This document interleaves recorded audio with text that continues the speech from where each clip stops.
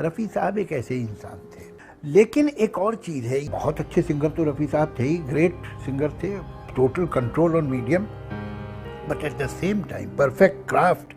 लेकिन साथ में उन्होंने आप ये देखिए कि सिंगिंग को, जब भी हम किसी शख्सियत की तारीफ़ करते हैं तो आपने नोटिस किया होगा कि हर कोई अपने अपने अंदाज में अलग अलग तरीके से खासियतें बयान करता है, तारीफ़ें करता है।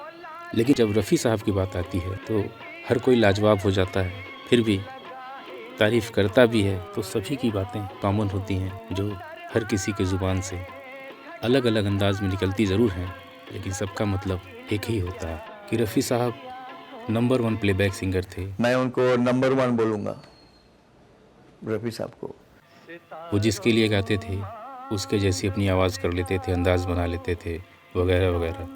वो जज जाते थे, दिलीप साहब के लिए गाते तो लगता दिलीप साहब ही कर रहे हैं, शम्मी कपूर के लिए गाता तो शम्मी कपूर लग रहा था। जाने माने राइटर और लिरिसिस्ट जावेद अख्तर जी ने जब रफ़ी साहब के बारे में बोला तो उन्होंने भी बातें तो वही की, लेकिन उनका अंदाज़ थोड़ा अलग था, जो सुनने में आपको भी बहुत मज़ा आएगा।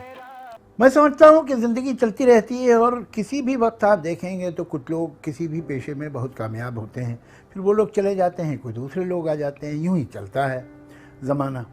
लेकिन कुछ लोग होते हैं जो कि कभी भुलाए ही नहीं जा सकते।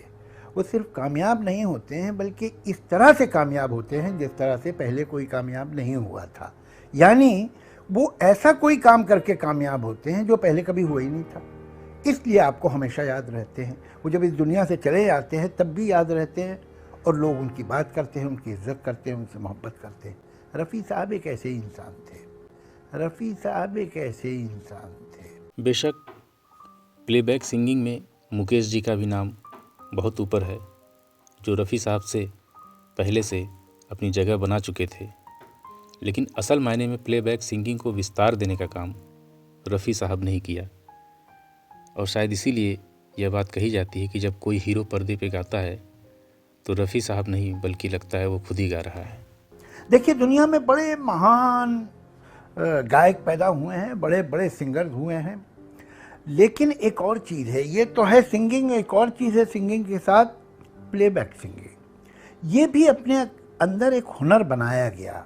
जिन लोगों ने इसे अपने अंदर एक आर्ट बनाया, उनमें मैं समझता हूँ उनकी जब आप लिस्ट लिखेंगे तो रफ़ी साहब का नाम सबसे ऊपर होगा मेल सिंगर में और लता जी का नाम सबसे ऊपर होगा फीमेल सिंगर में। जावेद अख्तर जी ने भी बिल्कुल यही बात कही कि रफ़ी साहब जब भी किसी के लिए गाते थे तो अपनी आवाज़ को उस एक्टर की आवाज़ से कुछ इस तरह से मिला लेते थे जैसे लगता है कि वो एक्टर खुद ही गा रहा हो।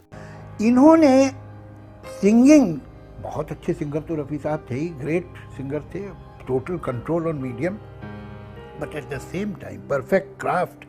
लेकिन साथ में उन्होंने आप ये देखिए कि सिंगिंग को एक्टिंग से जोड़ दिया। वो जानते थे कि मैं जो गाने गा रहा हूँ ये स्क्रीन पे किसी और के होंठों से देखे जाएंगे, तो अगर वो दिलीप कुमार के लिए गा रहे हैं तो एक तरह गाएंगे, अगर वो देवानंद के लिए गा रहे हैं तो दूसरी तरह गाएंगे, अगर वो शम्मी कपूर के लिए गा रहे हैं तो तीसरी तरह गाएंगे, अगर वो राजेंद्र कुमार की तरह गा रहे हैं तो चौथी तरह गाएंगे, अगर वो महमूद के लिए गा रहे हैं तो अलग तरह से गाएंगे, अगर वो जॉनी वॉकर के लिए गा रहे हैं तो अलग तरह से गाएंगे। और इस मामले में उनका इतना परफेक्शन था कि उस एक्टर की वॉइस क्वालिटी से अपनी आवाज़ मिला के गाते थे। जैसे वो पानी होता है, उसमें जो रंग डाल दिए पानी उसी रंग का हो जाता है। ये क्वालिटी उनमें एक अजीब थी। जय रफ़ी साहब। हो गए जहां